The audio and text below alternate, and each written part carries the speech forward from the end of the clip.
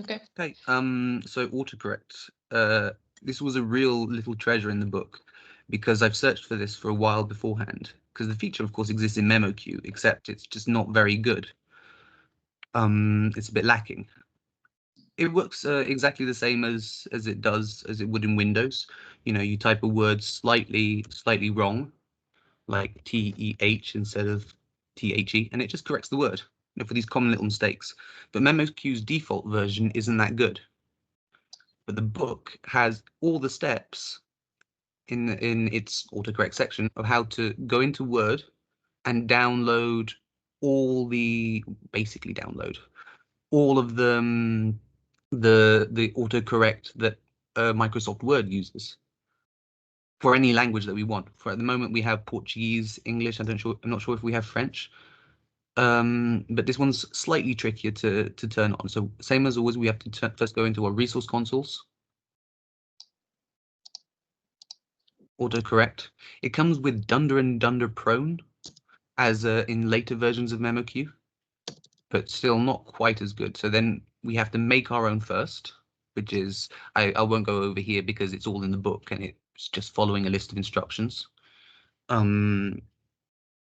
Once we have those, we import it back into memoQ. Then we just turn it on from here.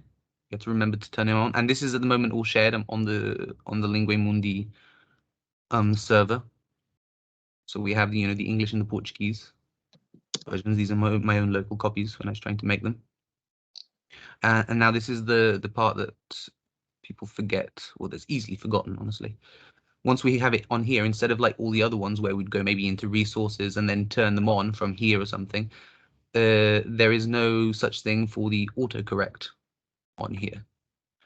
To turn the autocorrect on, we have to go into natural translation, not just the project home, but natural translation. Then into the translation tab, and it's not very obvious, translation settings, autocorrect. We have to turn these things on, turn the actual one we want to use on. And of course, if you want to add things by yourself, you also can as well. If you think that there's a little mistake that you make all the time, you can add it in to yourself on the terms by just writing them in an add. I'm pretty sure there isn't a quick